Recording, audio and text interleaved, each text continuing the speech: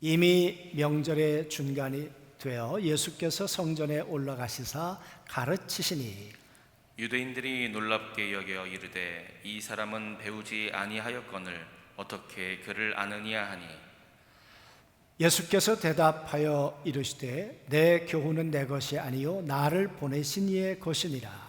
사람이 하나님의 뜻을 행하려 하면 이 교훈이 하나님께로부터 왔는지 내가 스스로 말함인지 알리라. 스스로 말하는 자는 자기 영광만 구하되 보내신 이의 영광을 구하는 자는 참되니 그 속에 불의가 없느니라. 모세가 너희에게 율법을 주지 아니하였느냐? 너희 중에 율법을 지키는 자가 없도다. 너희가 어찌하여 나를 죽이려 하느냐? 무리가 대답하되 당신은 귀신이 들렸도다. 누가 당신을 죽이려 하나이까? 예수께서 대답하여 이르시되 내가 한 가지 일을 행하매 너희가 다 이로 말미암아 이상히 여기는도다. 모세가 너희에게 할례를 행하였으니 그러나 할례는 모세에게서 난 것이 아니요 조상들에게서 난 것이라. 그러므로 너희가 안식일에도 사람에게 할례를 행하느니라. 모세의 율법을 범하지 아니하려고 사람이 안식일에도 할례를 받는 일이 있거든 내가 안식일에 사람의 전신을 건전하게 한 것으로 너희가 내게 노여워하느냐? 외모로 판단하지 말고 공의롭게 판단하라 하시니라. 살아가면서 갈등이 없으면 좋겠는데 갈등 없는 사람이 있습니까? 자기 자신에 대해서도 갈등이 있고 부부 사이에도 갈등이 있고 자식과 부모 사이에도 갈등이 있고 또 직장에 가도 갈등이 있고 학교에 가도 갈등이 있고 온 나라도 온 세계도 갈등이 없어지지는 않는 것 같습니다. 여러분, 이 갈등이 왜 생길까요? 얼마 전에 젊은 청년이 찾아왔습니다. 직장을 다니는 친구인데 얘기를 들어보니까 굉장히 순진해요. 이제 중간 관리자가 됐어요. 그래서 이제 자기 후배겠죠. 그래서 후배가 하는 일이 그렇게 썩 마음에 들질 않는 거예요. 그래서 내가 뭐라고 얘기를 했는데 그게 잘 얘기가 안 돼요. 이럴 때는 어떻게 하죠? 그래서 제가 물어보았어요. 그러면 그 후배 나이가 얼마나 됐어? 그랬더니 거의 20년 차이가 나는 거예요. 그래서 제가 그랬죠. 걔네들은 별종이야. 당신하고 똑같다고 생각하면 안 돼. 너는 내 방식대로 왜 이렇게 안 하지?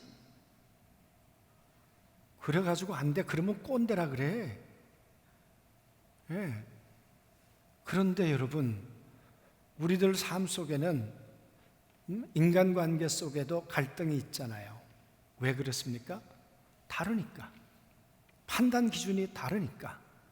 생각하는 게 다르니까.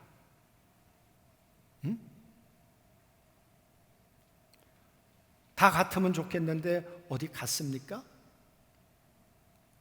여러분, 부부싸움을 왜 합니까? 나라와 민족 때문에 부부싸움 합니까? 국가 경제 때문에 부부싸움 합니까? 아니잖아요. 치약을 왜 끝에서부터 짜냐?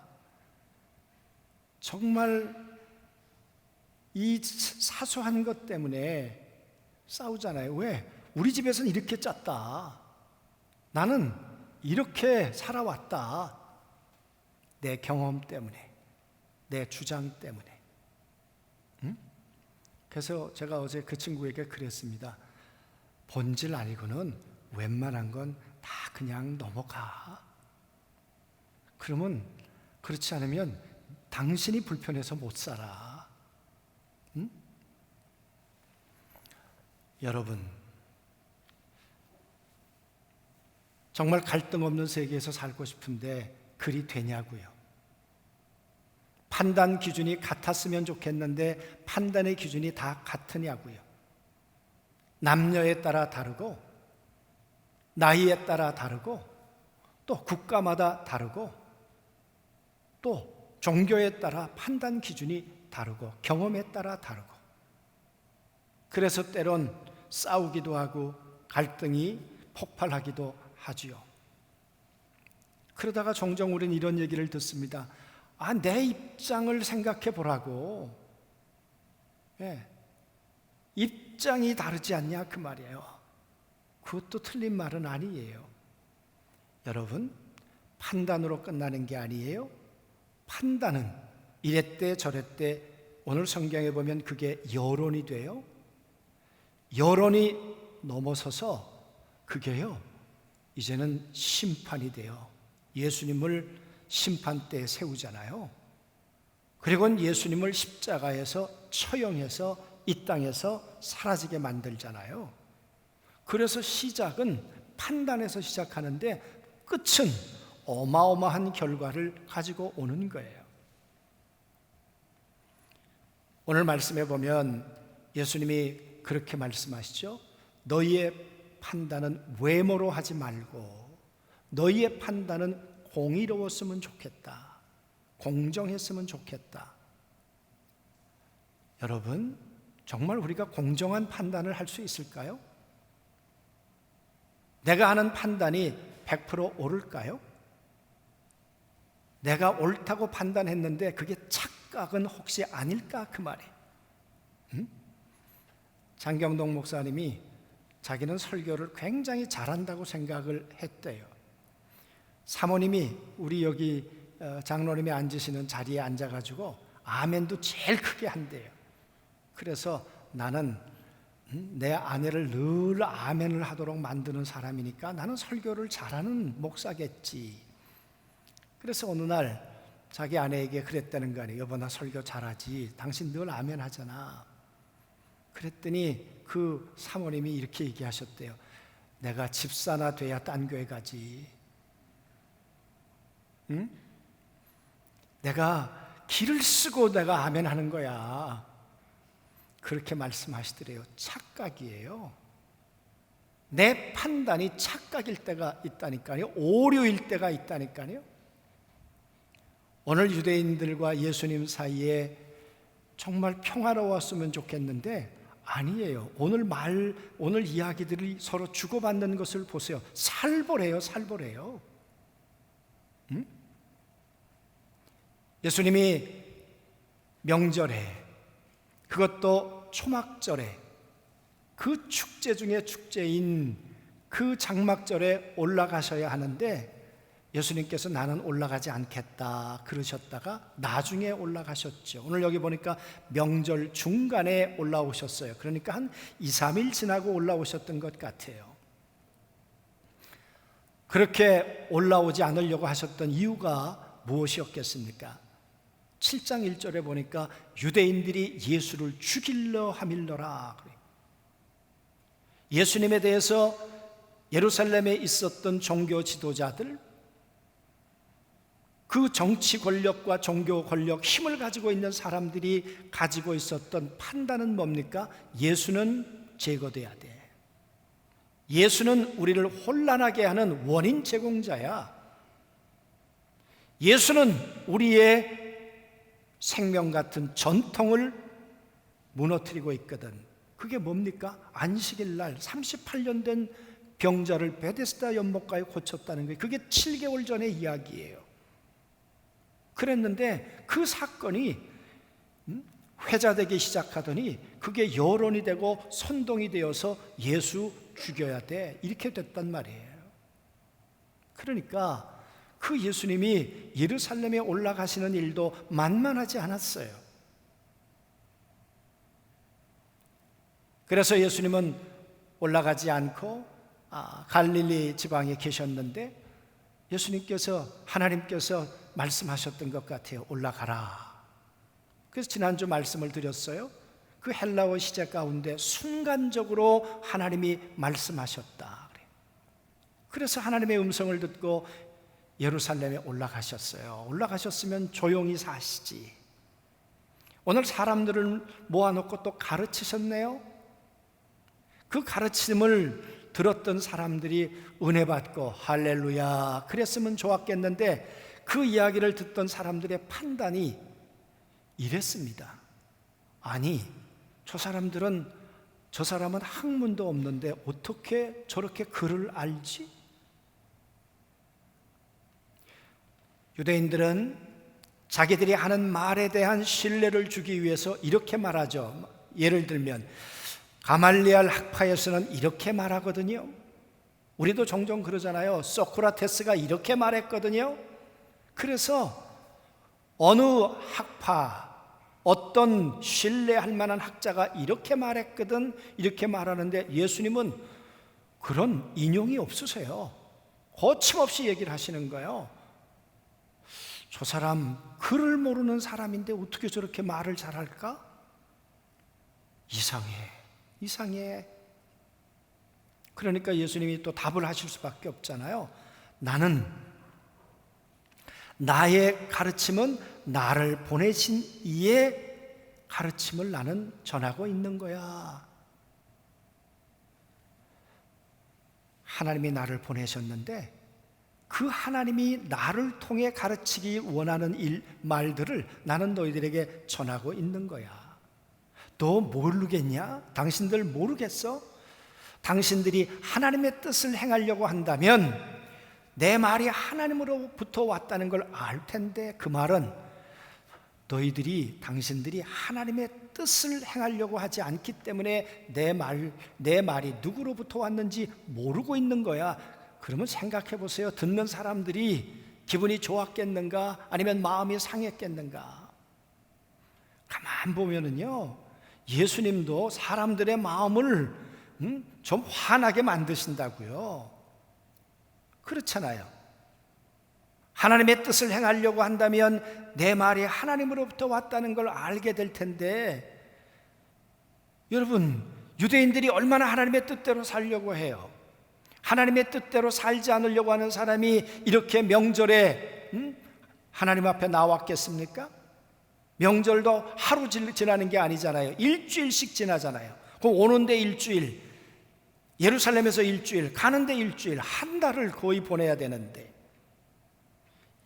이들은 하나님의 뜻을 행한다고 생각하는데 예수님은 말씀하시기를 너희는 하나님의 뜻을 행하는 사람이 아니야. 그래서 내 말을 못 알아듣는 거야. 그러니 갈등의 원인이 예수님에게도 있으시지요. 그러면서 하는 말이, 자기 말을 하는 사람은 자기 영광을 위해서 말하지만 나는 하나님의 영광을 위해서 말해. 이것도 오해받을 일이죠. 많은 사람들은 자기 영광을 위해서 말을 해. 그러나 나는 오직 하나님의 영광만을 위해서 말을 해. 그러면 이야기를 듣는 사람들이 그래, 잘났다 그랬겠죠. 그러지 않겠습니까? 그러니까 예수님이 이 유대인들에게 염장 지르는 말씀을 하신다니까요. 그래서 이 이야기가 갈등이 끝나질 않아요. 갈등이.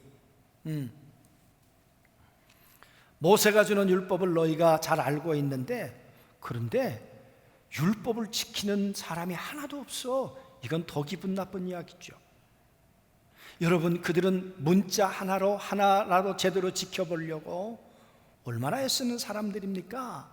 안식일을 거룩히 지켜라 36가지의 조항을 만들어서 이렇게 하면 안 된다고 하는 그 조항을 가지고 문자 그대로 지켜보려고 하는데, 너희들은 율법을 지키는 사람이 하나도 없어. 뭐야 도대체 저 사람? 저 사람 판단이 옳아? 정말 보자 하니까 이제 예수 정말 안 되겠다. 여러분, 그런 이야기 안 하겠습니까? 그런 생각이 안 들었겠는가 그 말이에요. 그랬더니 이 사람들의 반응이 이렇게 얘기를 해요. 예수가 귀신 들렸다. 내가 보니까 당신 귀신 들렸어. 제정신이 있는 사람이라면 어떻게 우리 가운데 그렇게 말해? 끝까지 간 거죠. 갈 때까지 다 간 거 아닙니까? 그죠, 집사님? 이 정도 얘기라면? 아니, 보통 사람한테 귀신 들렸다 그래요? 아니, 내가 김선주 집사님한테 귀신 들렸어 하는 짓이 어떻게 세상에 사람에게 그런 얘기를 합니까? 사람들이 오늘 예수님에게 귀신 들렸어 이 인간아, 그 말하고 뭐가 달라요? 그러니까 이 대화가요 좁혀지질 않아요. 이 갈등이 끝이 나질 않아요.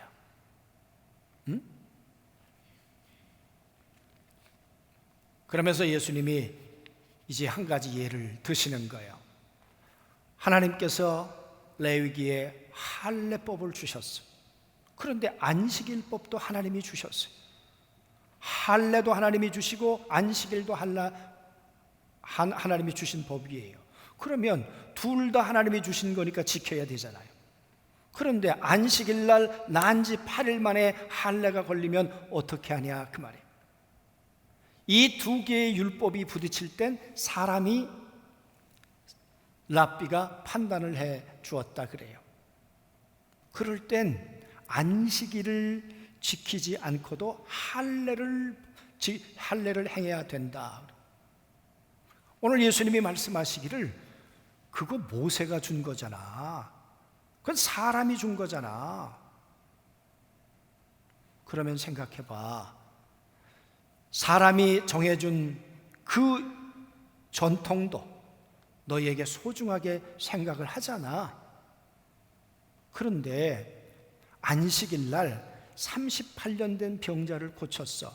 안식일 날 할례를 행할 수 있었던 것처럼 안식일 날 38년 된 병자를 고쳐서 머리끝부터 발끝까지 이 사람을 온전하게 했어. 그러면 할례는 되고 왜 이건 안 되지? 당신들 한번 공정하게 판단을 해봐. 할례도 됐다면 38년 된 병자를 고친 것도 그러면 이것도 인정이 돼야지. 어느 것은 되고 왜 이것은 안 되지? 그래서 외모로 판단하지 말고 전통으로 판단하지 말고 너희의 생각으로 판단하지 말고 한번 객관적으로 판단해봐. 오늘 그 말씀을 예수님이 하고 계시는 것이죠.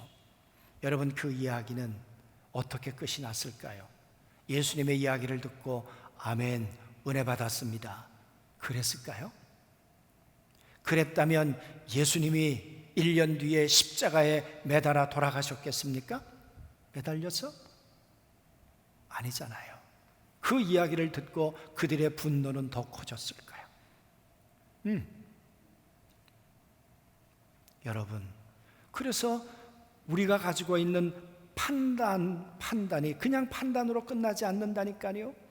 이 예수님에 대한 이 판단은 사람들에게 입에서 입으로 이제 옮겨지기 시작하더니 이 이야기가 바리새인과 서기관들, 사내들은 공회원에게 들리더니 이 예수는 우리의 전통을 깨트리고 있는 사람이야. 안식일법을 깨트리고 정결법을 깨트리고 성전을 모독하는, 신성모독을 한, 이거는 용서할 수 없는 죄인이야. 이 예수를 내버려 두면 안 돼. 그래가지고 예수님을 재판장에 세웠잖아요. 그래서 여러분, 판단은 여론이 되고, 여론은 선동이 되고, 선동은 재판이 되고, 재판은 죽임이 되는 거예요. 십자가의 죽임이 되는 거예요. 예수님의 입장에서 보면 얼마나 억울하셨을까.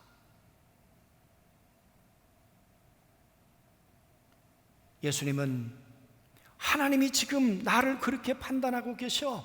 하나님이 내게 주신 음성을 내가 당신들에게 가르쳤을 뿐인데, 그런데 왜 나는 이렇게 오해받아야 될까? 예수님 그런 억울함이 있으셨을 거 아니에요. 그러면 한번 생각해 보자고요. 오늘 이 요한복음을 쓰여져서 읽고 이 성경을 받아서 읽어야 되는 사람들이 누구인가? 그것은 1세기 말에 도미시안 황제에 의해서 지금 박해를 받고 있는 사람들이에요. 사람들이 뭐라고 말하는가 하면 예수 믿는 게 뭐 그렇게 대단히 중요한데, 그게 많은 사람들의 판단이었어요. 다시 유대교로 돌아와, 개종해, 다시 커밍아웃 하라니까 그러면 살 수 있다니까. 저 예수 믿는 저 골동품 같은 인간들, 바보 같은 인간들, 그런 사람들, 그런 오해를 받는 사람들이 없었겠습니까? 오늘 그들이 이 글을 읽으면서 나는 어떻게 살아야 될까? 아, 예수님도 이런 오해를 받으셨구나. 예수님도 이런 판단을 받으셨구나. 그러면 그 예수님은 이 어려움을 어떻게 이겨내셨을까? 그 말이, 예수님은 하나님이 나를 판단하신다는 것을 믿고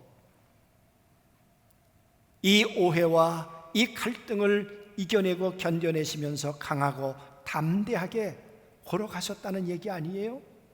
그 이후에도 1년여 넘게 사시다가 6월절 1월 달에 예수님은 재판을 받으시고 십자가에 돌아가신 거죠. 그러니까 예수님은 사람들에 의해서 판단받고 그렇게 돌아가신 거예요. 돌아가신 거예요. 바보 같은 사람이죠. 한 번밖에 없는 인생을 왜 그렇게 살까? 우리가 그렇게 생각할 수도 있겠죠. 그러나 하나님은 이 유대인들과 예수님 이 둘을 놓고 어떻게 판단하셨을까요? 하나님은 누구의 편을 드셨을까요? 예수님은 십자가에 죽어야 하는 죄인이라고 예수님을 십자가에 못 박고 다 무덤에다가 예수님을 집어넣었습니다. 로마 병정뿐만 아니라 바리새인도 서기관들도 유대인들도 다 예수님을 십자가에 넣었습니다. 그런데 하나님은 아니야, 예수가 옳았어. 예수님을 무덤 가운데서 그를 살려내셨어. 그를 승리자로 만드셨어. 그를 이기는 자로 만드셨어. 그리고 그를 하나님 보좌에 우뚝 앉혀주셨어요. 하나님의 판단은 다수가 아니셨어요. 하나님의 판단은 여론이 아니셨어요. 하나님의 판단은 하나님의 음성을 듣고 끝까지 믿음으로 살았던 예수 그리스도를 옳다고 판단해 주셨어요. 사랑하는 성도 여러분, 제자들이, 예수님의 동생들이 이 예수님을 나중에 어떻게 생각했을까요? 예수님이 부활하시고 난 다음에도 예수님에 대한 판단이 고정되어 있었을까요? 부활하시고 난 다음에 친동생들이 예수님을 만났는데 얼마 전에 가지고 있던 생각이 전혀 변화되지 않고 예수님은 당신은 무덤에 있어야 되는데 왜 부활을 하셨냐고 그랬습니까? 아니죠. 부활하신 예수님을 만나고 제자들은 자신의 판단 기준을 바꾸기 시작한 거죠. 제자들은 자기들이 가지고 있었던 생각의 틀을 이제 버리기 시작한 거죠. 그리고 그들은 마가다락방에 모여들기 시작한 거죠. 맞아, 내가 틀렸고 예수님이 옳았어. 내 기준이 틀렸고 하나님의 기준이 옳았어. 그리고는 자신의 판단을 내려놓기 시작한 거죠. 그렇게 모여든 사람들이 마가다락방에 120명의 사람들이고요, 그들은 성령을 받으면서 회개에 대한 증거로 성령 세례를 받고 이제는 성령과 함께 살아가는 새로운 삶을 살아가게 된 줄로 믿습니다. 여러분, 사울이라고 하는 사람, 학자 중에 학자죠. 자기의 이 이론이, 자기의 판단 기준이 명확했던 사람이 바로 사울이죠. 예수 나무에 달려 죽었잖아. 신명기 말씀에 보면 나무에 달려 죽은 자마다 저주를 받은 자라 하였거늘, 나무에 달려 죽었으니까 저주받은 거야. 저주받은 나무에 달린 예수가 무슨 메시아야? 그래서 바울은 예수가 메시아가 될 수 없다. 그러므로 예수를 메시아라고 따라다니는 그 우매한 사람들을 이제 깨우쳐줘야 되겠다. 말 안 들으면 잡아다가 넣어야 되겠다. 그래야 이 유대교가 우월하고 그리고 이 나라가 안정되겠다, 이렇게 생각을 했겠죠. 칼을 들었던 사람, 예수 믿는 사람을 위해 포승줄을 들었던 사람, 예수 믿는 사람들을 위해서 감옥을 준비했던 사람이 여러분 사울 아닙니까?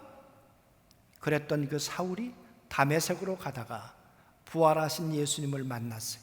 부활할 수 없는데, 그런데 난 부활 안 믿었는데 부활하신 예수님이 너무도 생생하게 사울 앞에 나타나신 것이에요. 사울아 사울아, 나는 네가 핍박하는 예수라. 여러분, 그리고 그는 3일 동안 눈이 감겨 있었어요. 그리고 눈에 비늘 같은 것이 벗어졌다 그랬어요. 뭘 의미하게 했습니까? 예수님에 대한 판단 기준이 달라졌던 거예요. 내가 알고 있었던 예수님의 판단이 잘못됐고, 예수님이 말씀하셨던 하나님의 아들 십자가에 죽고 다시 산다고 하는 예수님의 판단이 옳았어, 예수님의 말씀이 옳았어. 그래서 다메섹을 통해서 사울은 자기의 모든 판단을 내려놓게 된 것이죠. 이걸 가리켜서 사울은 은혜였다고 말해요. 나는 하나님에 대해서 원수였는데, 나는 예수님에 대해서 죄인이었는데, 난 예수님에 대해서 무한한 연약한 자였는데, 그런데 그 주님은 나를 용납하기 위해서 내 앞에 서주셨고 나를 받아주셨어. 그 은혜 때문에 나는 내 판단을 바꾸게 되었어. 그래서 다메섹으로 칼을 들고 가지 않았습니까? 칼을 들고 갔던 그 사울의 칼을, 십자가를 들도록 만든 것, 그것이 은혜지요. 아니었다면 예수님도 칼을 들고 사울을 찔러 죽였을 거예요.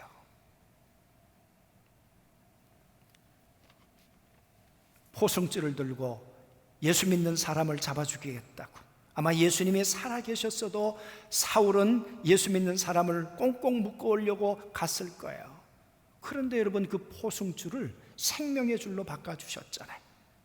그게 은혜라는 거죠.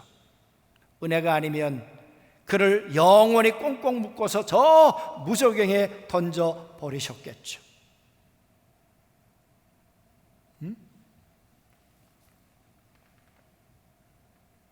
정말 이상한 일이죠. 은혜가 아니면 나무에 달려 십자가에 죽은 예수가 어떻게 부활하셔서 죄인되고 원수된 내 앞에 그렇게 서 계실 수가 있겠는가, 그 말이에요. 그러므로 사랑하는 성도 여러분, 은혜는 바꾸는 거라니까요. 은혜는 교정하는 것이라니까요. 은혜는 고정되어 있으면 안 돼요. 내 생각이 나는 절대 이거 못해, 아니에요. 은혜는 내가 가지고 있는 생각을 내려놓고 하나님의 생각으로 다시 바꾸는 것이 은혜라니까요. 그래서 은혜는 진행 중인 거예요. 은혜는 지금 수정 중인 거예요. 끊임없이 보수공사를 하는 거예요. 그래서 바울은 말하기를, 배설물처럼 내 안에 있었던 잘못된 판단의 기술들을 끊임없이 배설물처럼 버리고 나는 이제 하나님의 판단으로 나를 채우겠다. 은혜 아니면 나는 내가 될 수 없었다는 거죠. 여러분, 이 바울이라고 하는, 사울이라고 하는 사람이 얼마나 국수적인 사람이었습니까? 내 동정만 생각했던 그 사울에게 온 열방을, 온 세계를 품으라고. 사실 그렇게 변화되었죠. 자기 동정만, 유대인만 그랬던 그가 온 열방, 전 세계를 품을 수 있었던 것은 하나님의 은혜 까닭이죠. 사랑하는 성도 여러분, 독사 같은 이 사울을 양으로 바꾸는 것, 그게 은혜입니다. 우리는 하나님 앞에 다 서게 될 겁니다. 하나님 앞에, 백보자 앞에 서게 될 때 우리가 산 삶에 대해서 하나님은 우리를 판단하신다고 하셨습니다. 그때 양과 염소가 갈리게 될 것입니다. 오른쪽과 왼편에 서야 될 사람이 갈리게 될 것입니다. 여러분, 그 자리가 심판의 자리가 아니고 면류관의 자리가 되려면 어떻게 해야 되겠는가 그 말이에요. 지금 예수님으로 내 판단의 기준을 바꾸는 거죠. 예수가 사람의 아들이 아니야. 오늘 그 얘기 아닙니까? 외모로 판단하지 마. 그래, 예수 갈릴리 촌놈이야. 예수는 학벌도 짧어, 가문도 별거 아니야. 그러나 외모로 보지 말고 똑바로 봐. 그는 하나님의 아들이야. 그는 십자가에 죽고 다시 부활한 전능하신 우리의 구원자야. 여러분, 우리의 생각을 교정하는 것, 우리의 생각을 바꾸는 것이 은혜이지요. 그 주님을 영접하는 자는 심판이 아니라 하나님의 영원한 면류관의 주인공이 될 줄로 믿습니다. 주님은 지금도 우리를 그래서 수정하시는 거예요. 바꾸고 계시는 거예요. 얼마 전에 이정훈 교수님, 저 울산대학교 잘 아실 거예요. 이 사람이 어떤 일을 했던 사람인지, 자기보다 자기 부인이 훨씬 더 불교에 심취해 있었대. 그런데 불교 신자인 자기 아내가 자기를 보면서 당신 해도 너무한다. 어떻게 교회를 어떻게 그렇게 예수 믿는 사람들을 향해서 그렇게 악하게 구냐. 그랬던 그가 이렇게 말해요. 요즘은 KTX를 타고 강연이 많아서 여기저기 다니게 되는데 차만 KTX만 타면 눈물이 흐릅니다. 자기가 피 흘리기까지 싸웠는데 이제는 내 눈에서 눈물이 흐릅니다. 그러면서 하는 말이, 하나님의 은혜 아니면 내가 이렇게 될 수 있었겠습니까? 하나님의 은혜가 내 판단 기준을 바꾸었습니다. 하나님의 은혜가 예수 그리스도에 대한, 교회에 대한 내 생각을 바꾸었습니다. 하나님이 오늘도 살아계십니다. 우리를 내려다보시고 우리를 판단하고 계시지요. 하나님은 우리의 판단을 백보자에서 영원한 멸망의 자리로 던져버리는 심판의 판단이 우리 안에 있지 않기를 원해서 사울에게 나타나셨던 것처럼 오늘 우리에게 나타나셔서 우리의 판단을 바꿔주시고 우리의 기준을 바꿔주시면서 은혜로 우리를 인도해 주시는 우리 하나님이신 걸 믿습니다. 이 무더운 여름날에 얼음 냉수가 있다면 얼마나 시원하겠습니까? 하나님의 은혜는 우리 안에 얼음 냉수처럼 죄인된 우리를 의인으로, 우리의 갈급한 영혼을 하나님의 풍성한 시원한 우리의 심령으로 바꿔주시기에 충분한 하나님의 은총인 줄로 믿습니다. 그 주님을 깊이 묵상하시면서 오늘 주님이 말씀하신 것처럼 하나님의 음성 듣기를, 아까 찬송가 가사처럼 하나님의 음성 듣기를 갈망합니다. 그래야 종교가 아니라 하나님의 생명의 사람이 됩니다. 매일매일 헌신의 시간을 통해서 나를 돌아보시면서 하나님의 음성을 생생하게 매일매일 들으시며 하나님의 은혜 안에 사시다가 우리의 인생이 끝나는 날 하나님의 판단 앞에 왼쪽이 아니라 오른편에, 염소가 아니라 양으로 그렇게 세움받게 되는 우리 안중교회 모든 성도들이 되시길 주의 이름으로 소원합니다.